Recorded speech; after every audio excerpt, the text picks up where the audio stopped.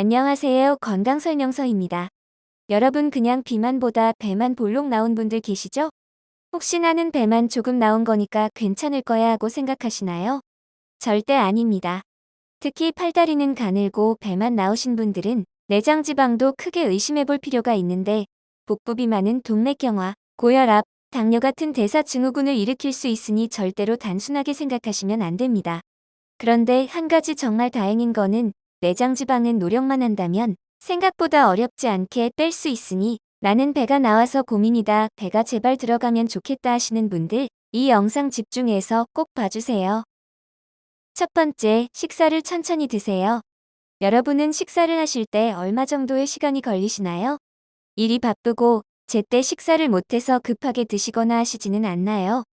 음식을 빨리 드시거나 한 번에 많이 드시는 습관은 소화에도 문제가 있지만 이렇게 빨리 많이 드시는 습관은 내장 지방을 유발하는 가장 큰 원인으로 볼 수 있습니다. 특히 한 번에 많은 양의 식사를 하게 되면 단시간 내에 몸의 에너지로 쓰이고 남은 것들을 지방으로 변환돼서 축적시키기 때문에 특히 여기서 중요한 점은 우리 몸에 골고루 분배시켜서 저장하는 것이 아니라 빨리 저장하기 쉬운 배, 복부로 저장을 시킨다는 점입니다. 특히 요즘 간헐적 단식 같은 시간을 제한을 두고 식사를 하는 다이어트를 하실 때 잘못된 방법으로 하시는 경우 계속 식사나 음식 섭취를 참다가 한 번에 몰아서 많은 양의 식사를 드시게 되면 그 음식들이 고스란히 우리 배로 가게 된다는 말입니다. 그러므로 물론 뱃살과 내장 지방을 빼기 위해서는 무조건 굶거나 하지 마시고 잘 드셔서 빼야 하는데 한꺼번에 몰아먹고 빨리 먹고 하는 습관을 버려야 합니다. 두 번째, 현미밥으로 드셔보세요. 우리나라 대부분의 사람들은 식사로 쌀밥을 드시는데 아무래도 주식이 쌀밥이기 때문에 밥도 우리 다이어트에 굉장히 큰 영향을 미치게 됩니다. 그래서 주로 드시는 밥을 현미밥으로 바꾸는 것만으로도 복부 비만에 큰 도움을 줍니다. 그리고 현미밥은 일반 쌀밥보다 조금 식감이 더 있는 편이기 때문에 그냥 밥을 먹을 때보다 더 꼭꼭 오래 씹게 되므로 자연스럽게 식사 시간을 길게 하여서 급하게 먹지 않도록 하기 때문에 좋습니다. 또한 식이섬유가 많아서 포만감을 유지시키는 시간이 길어서 폭식을 막아주고 장내 환경을 개선하여 지방 흡수율을 줄여주어서 변비가 있는 분들은 변비도 완화시켜주니 변비로 인해 배가 볼록 나오신 분들에게도 좋습니다. 하지만 간혹 현미밥을 드시고 소화가 안 되시는 분들도 계실 텐데 그런 분들은 현미와 백미를 섞어서 밥을 지으시고 현미보다는 백미의 비율을 조금 더 늘려서 밥을 짓는 방법으로 식사를 하시기를 권해드립니다. 세 번째, 단백질을 드세요. 식사를 해도 뭔가 허기지고 분명히 밥을 먹었는데 금방 배고픈 느낌 드실 때 계시죠? 이런 분들은 오늘 드신 식단을 한번 체크해 보세요.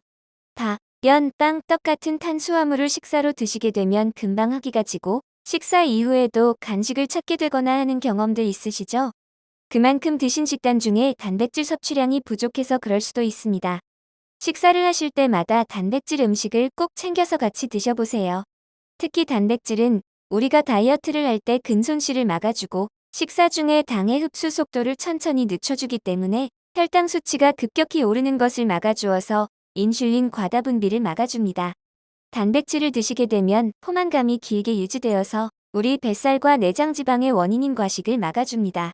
하루에 식사를 하실 때마다 두부, 콩, 생선, 계란, 닭고기 같은 단백질을 꼭 식단에 빠지지 않도록 같이 드셔서 기초 대사율도 높이고 단백질을 소화하는 과정에서 많은 칼로리를 소모하기 때문에 뱃살을 빼기 위해서는 꼭 단백질을 같이 드셔주세요. 네 번째, 물을 자주 드셔주세요.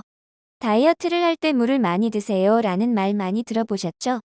물을 많이 먹는다는 것이 어떻게 보면 이게 무슨 도움이 되겠어 라고 생각할 수도 있지만 아무래도 다이어트는 노폐물을 많이 몸 밖으로 배출을 해주어야 더 효과가 증가되기 때문에 우리가 뱃살을 빼고 싶을 때, 살을 빼고 싶을 때, 운동을 할 때에 물을 섭취하는 것은 필수입니다. 캐나다의 한 대학교에서는 물 섭취에 대한 연구를 진행했는데 충격적인 결과를 보여주었습니다.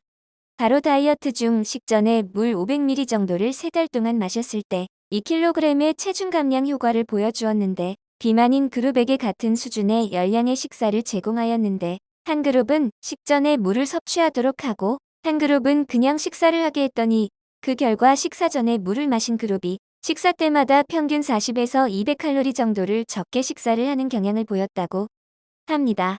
이 연구 결과를 봐도 아시겠지만 물을 자주 마시면 우리에게 식사 전에 우리 몸의 순환이 원활해지고 물 자체를 소화하면서 몸이 열량을 소모하기 때문에 우리가 뱃살을 빼는 데에 큰 도움을 줍니다. 하지만 무작정 물을 많이 마시는 방법을 따라하기보다는 물은 매 시간마다 나누어 드시는 것이 좋고 간경화, 신부전증과 같은 질환에서는 과도한 수분 섭취가 오히려 합병증을 일으킬 수 있기 때문에 주의해 주셔야 합니다. 5번째, 설탕을 줄이세요. 스트레스나 피로할 때 초콜릿이나 사탕 같은 단 음식을 찾는 분들 계시죠? 설탕은 먹는 즉시 기분을 좋아지게 하고 순간적으로 피로함을 덜 느끼고 각성 효과까지도 있습니다. 하지만 그런 느낌은 섭취 이후 금방 사라지고 오히려 피로도도 높아지게 하는데 이런 당이 많이 들어간 음식을 먹게 되면 혈액 속에 인슐린이 과다 분비되면서 조금만 먹어도 아주 살이 쉽게 찌는 체질로 변하게 합니다. 특히 과자 같은 가공식품은 우리가 성분표로 숫자로 의식을 하기도 하지만 실제로는 얼마만큼의 설탕이 들어가는지 모르고 드시는 경우가 많습니다.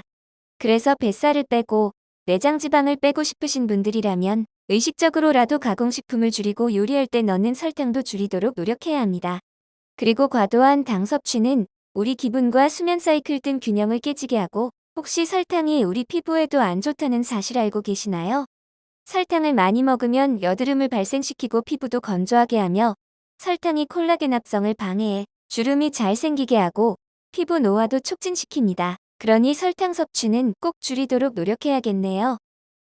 오늘은 뱃살을 빼고 내장 지방을 빼는 데 도움이 되는 습관 5가지에 대해서 알아봤습니다.